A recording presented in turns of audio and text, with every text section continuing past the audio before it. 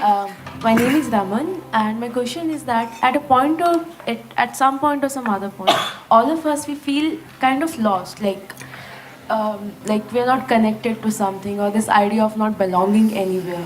So, what is that phase, and how can we come out of it? That's called freedom. Yes. See, people are always talking about freedom, but they're always thinking how to bind themselves to something or somebody. If you're really lost in your life, you're absolutely free, isn't it? Hello? No?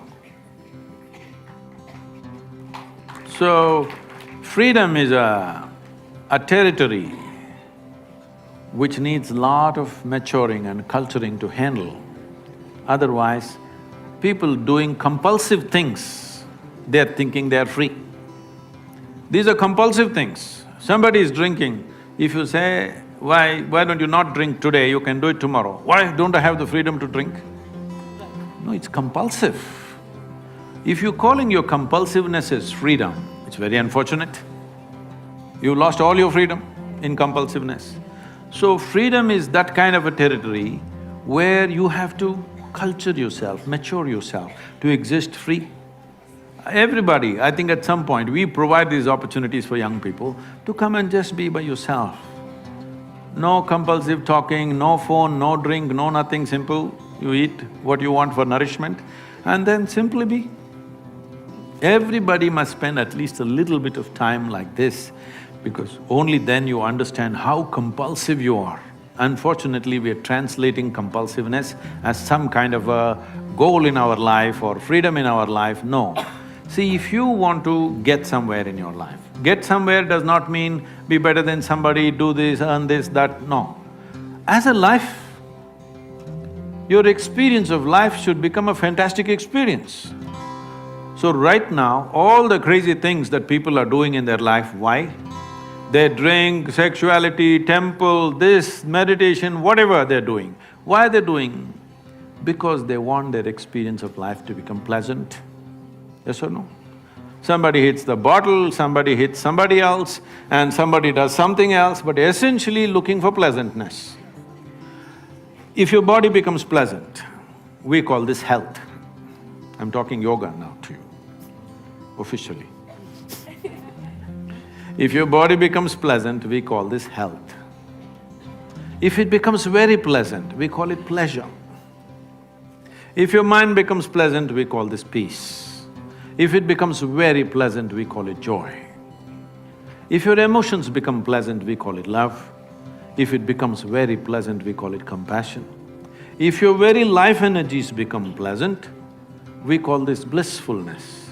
If It becomes very pleasant, we call it ecstasy.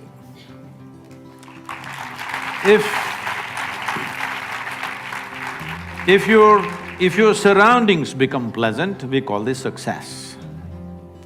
Only for this last one, to make our surroundings pleasant, we need the cooperation of many forces around us. Many things have to fall into place. But to keep your body pleasant, mind pleasant, emotion pleasant, your life energy is pleasant, it's 100% your business, not good for the business. Isn't it 100% your business to keep this body, this mind, this emotion and this energy pleasant within yourself? If these things are pleasant, right now you sit here and you're blissed out. Now, what will you do with your life? What do you think you will do? Really? Okay, she's saying, probably I'll do nothing. I'm asking all of you, tell me, on a day when you're very happy, are you willing to do lot of things? Or a day when you're depressed, you're willing to do lot of things? When you're happy, you're willing to bend backwards and do everything possible. When you're little unhappy, how difficult it is to move you, isn't it? So why do you say if you're blissed out, you'll do nothing? It is just that you will no more be a vested interest.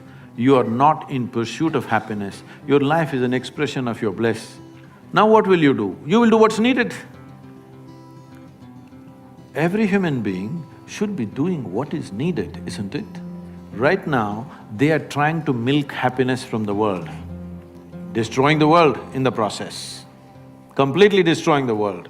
See, today, what is it that these ecological disasters unfolding, what do you think it is? In pursuit of human happiness, isn't it? Nothing else. In pursuit of human happiness, we have turned this planet into a bonfire and people are not even happy.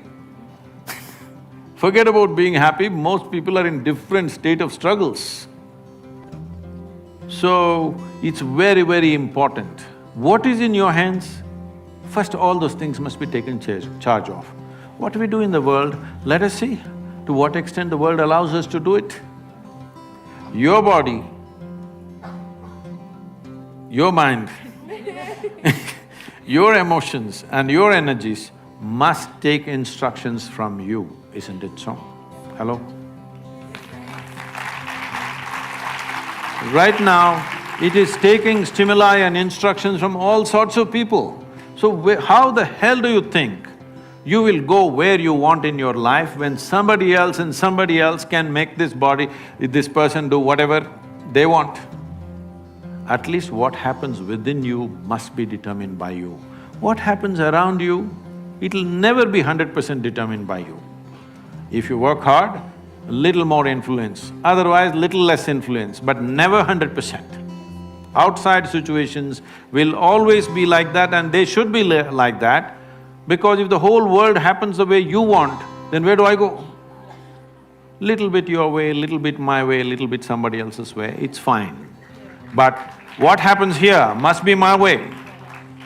If this one thing happens your way, will you keep yourself blissful, miserable, depressed, what? So essentially, you must understand, you can call it stress, anxiety, misery, depression, whatever you call it. Essentially, your intelligence has turned against you. That's all that's happened to you.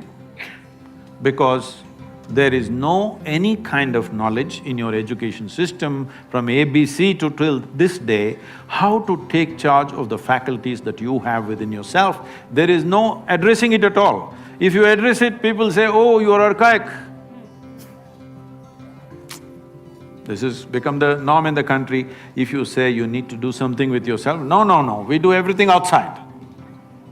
No, you need to do something with yourself because otherwise you will not happen the way you want yourself to be. That's a disastrous life.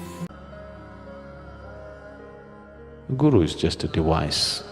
Guru is not a person, this must be understood. Only when you begin to experience me as something more than a person, only then I am your Guru, till then I am not.